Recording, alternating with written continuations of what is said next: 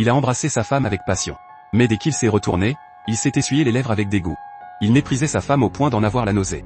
Ne pouvant le supporter qu'en prenant des médicaments contre les allergies. La famille de sa femme était extrêmement riche.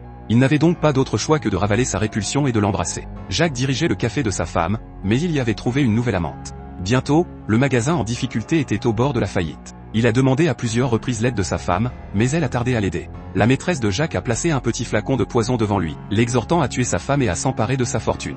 Dans la voiture, Jacques a secrètement glissé le poison dans une bouteille de vin rouge. Mais quand il est rentré chez lui, il a découvert une mare de sang sur le sol. Puis il a trouvé une note disant que sa femme avait été kidnappée. Les ravisseurs exigeaient une rançon de 200 millions de yens et menaçaient Jacques que s'il contactait la police, il ne reverrait plus jamais sa femme. Cependant, Jacques a résolument appelé la police. Si les ravisseurs le découvraient et tuaient sa femme, ses biens deviendraient facilement les siens. Jacques a coopéré à l'enquête policière, feignant l'inquiétude.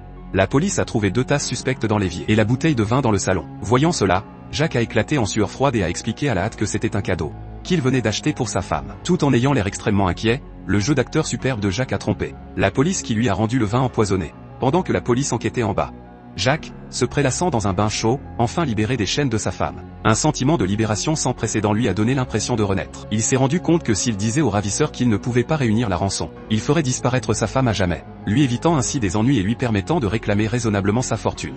Jacques a joyeusement bu une bière. Le lendemain, Jacques a reçu une lettre anonyme. L'enveloppe contenait en fait les ongles fraîchement manucurés de sa femme, des morceaux de chair encore accrochés. Les médias de toute l'île étaient bientôt en effervescence. Pour maintenir sa réputation de bon mari, Jacques a agi de manière extrêmement angoissée, et espérait que toute personne ayant des informations se manifesterait. Peu de temps après, Jacques a été convoqué à nouveau au poste de police pour être interrogé.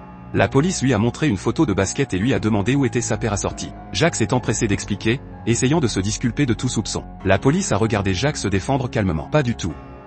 Comme un homme qui avait perdu sa femme. Alors, Jacques réussira-t-il finalement à voler la fortune de sa femme ?